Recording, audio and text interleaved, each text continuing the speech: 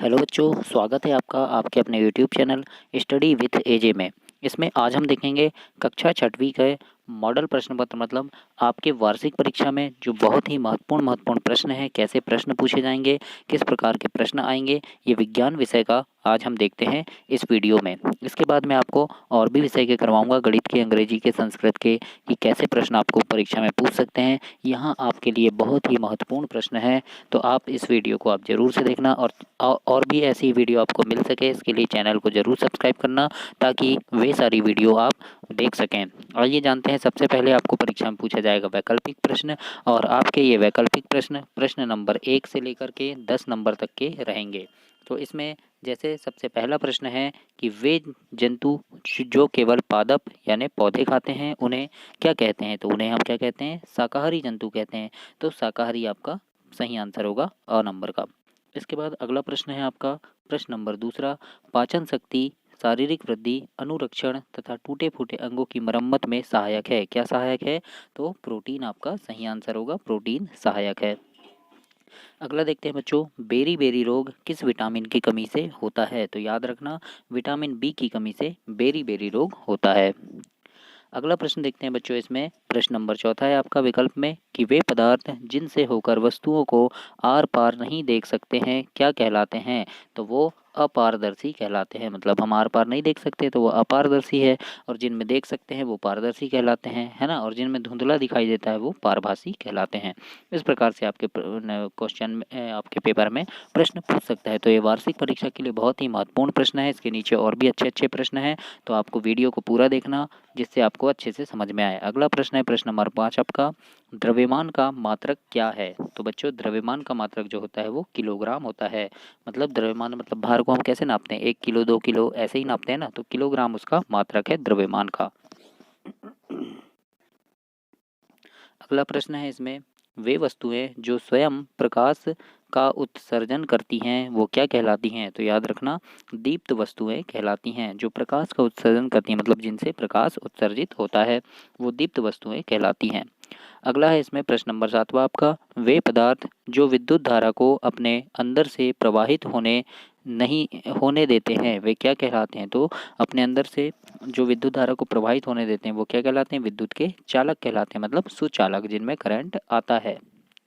अगला प्रश्न है जैसे, स्वतंत्रता पूर्वक लटकाए जाने पर चुंबक सदैव खालिस्तान में ठहर जाते हैं। तो खालिस्तान आएगा उत्तर दक्षिण दिशा में, है ना। चुंबक को जैसे स्वतंत्रता पूर्वक हमने छोड़ दी तो ऐसे ऐसे घूमेगा चुंबक और ऐसे उत्तर दक्षिण में रुक जाता है, नॉर्थ एंड साउथ। अगला प्रश्न है प्रश्न नंबर 9, ठंडे जल से भरे गिलास की बाहरी सतह पर जल की बूंदों के दिखाई देने के क्या कारण है? तो इसका कारण है संघनन, है ना। संघनन, जैसे ठंडा जल है तो ठंडे जल गिलास को भर दिए तो बाहरी सतह पर देखना आप कि बूंदें दिखाई देने लगती है आपको, तो वो क्या है? संघनन की वजह से दिखाई देता है, मतलब उसमें वायु प्रवेश कर जाती है। अगला प्रश्न है 10वां आपका वैकल्पिक में कि हरे पौधे को भोजन बनाने के लिए वायु के अवयव की आवश्यकता होती है। कौन से अवयव? तो कार्बन डाइऑक्साइड इसका सही आंसर होगा। इसके बाद आपको लघुत्तरी प्रश्न पूछेगा आपके वार्षिक परीक्षा में, तो देखिए 11 नंबर से 20 नंबर तक रहेंगे वो प्रश्न। जैसे यहाँ पूछा है कि प्रश्न नंबर 11 आपका, 5 पौधों के नाम लिखिए तथा बताइए इनके कौन कौन से भाग का उपयोग खाद्य पदार्थ के रूप में होता है। तो इनमें हम लिखेंगे कि किन्हीं 5 पौधे के नाम, जैसे कि मेथी, और मेथी का क्या? बीज और पत्तियां खाते हैं हम, है ना। जैसे गाजर है तो इसकी जड़ खाई जाती है, पालक है तो इसकी पत्तियां खाई जाती है, मूली है तो जड़ और पत्ती दोनों खाते हैं मूली की, और बंद गोभी की पत्तियां हम खाते हैं। तो इस प्रकार से हम प्रश्न नंबर 11 का उत्तर लिखेंगे। इसके बाद देखिए प्रश्न नंबर 12 है आपका कि नारियल तंतु से बनने वाली 2 वस्तुओं के नाम लिखिए। तो नारियल के तंतु से क्या बनते हैं? तो गद्दे बनते हैं और पर्स बनते हैं। तो इस प्रकार से हम इसको लिख सकते हैं। अगला प्रश्न है जैसे, हमारी कोहनी पीछे की ओर क्यों नहीं मुड़ सकती?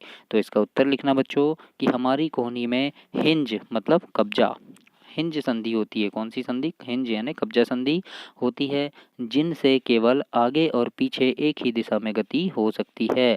अतः हमारी कोहनी पीछे की ओर नहीं मुड़ सकती है।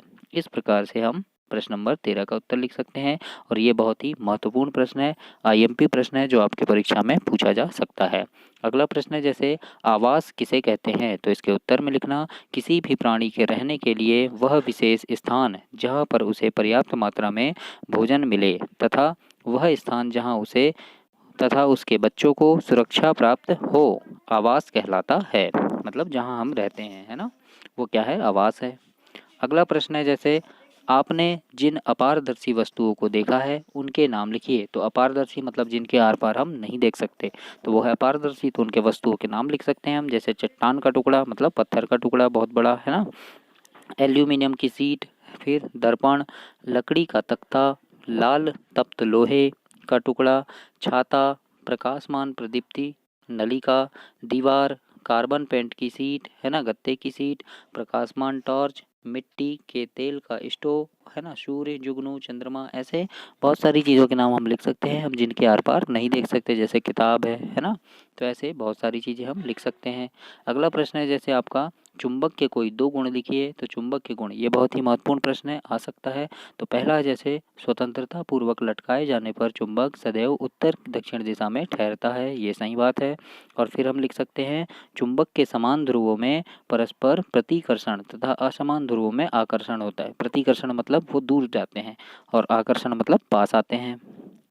अगला प्रश्न है जैसे प्रश्न नंबर 17, इसमें पूछा है चश्मों के लेंस साफ करने के लिए लोग उस पर फूंक मारते हैं तो लेंस भीग जाते हैं, लेंस क्यों भीग जाते हैं समझाइए।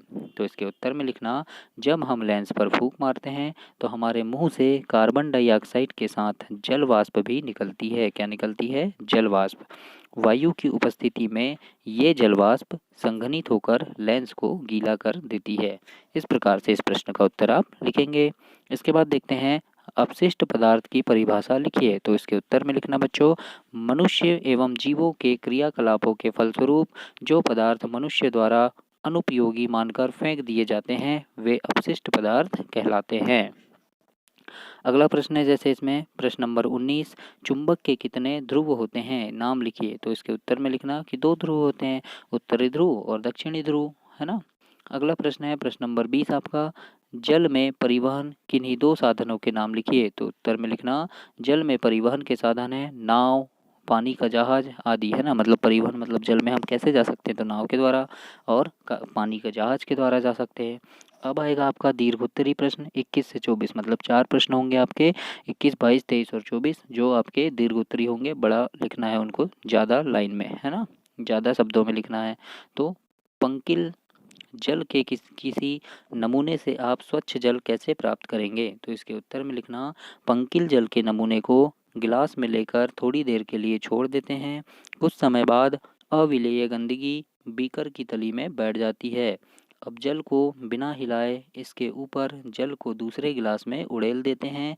अब इस जल की अशुद्धियों को फिल्टर पत्र द्वारा निस्यादित करते हैं। फिल्टर पत्र को शंकु के रूप में मोड़कर एक कीप लगा देते हैं तथा मिश्रण को फिल्टर पत्र में उड़ेलते हैं।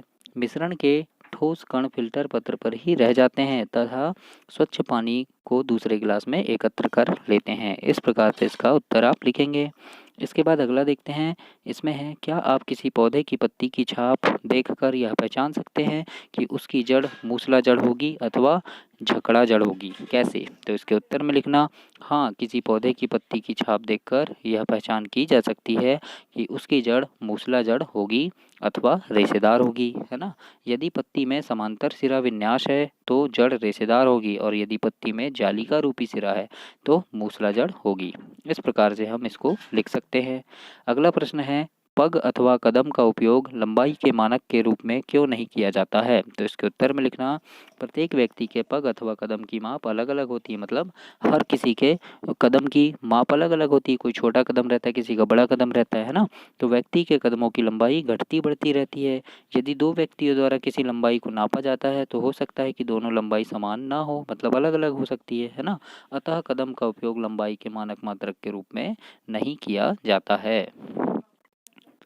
अगला प्रश्न है जैसे आपके घर में स्विच की मरम्मत करते समय विद्युत मिस्त्री रबर के दस्ताने क्यों पहनता है? व्याख्या कीजिए। इन्हें बताना है कि जब हमारे घर में कोई मिस्त्री आता है, बिजली रिपेयरिंग करता है जैसे ना, तो वो क्या करता है, रबर के दस्ताने पहन लेता है। ऐसा क्यों करता है? तो इसके उत्तर में लिखेंगे बच्चों कि विद्युत स्विच एक वैद्युत उपकरण है। इसके आंतरिक भाग में विद्युत धारा प्रवाहित होती है।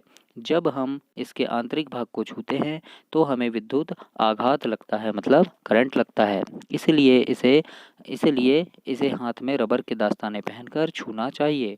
रबर के दस्तानों में विद्युत प्रवाहित नहीं होती है, अतः विद्युत मिस्त्री जो होते हैं स्विच अथवा विद्युत के अन्य उपकरण को छूने से पहले वो रबर के दस्ताने पहन लेते हैं। इस प्रकार से हम इसका उत्तर लिखेंगे। तो ये था बच्चों आपके विज्ञान के कुछ महत्वपूर्ण प्रश्न। और भी ऐसी वीडियो में लेकर के आऊँगा और सारे सब्जेक्ट के लेकर के आऊँगा, तो चैनल को सब्सक्राइब करें ताकि आपको ऐसी वीडियो मिल सके। धन्यवाद।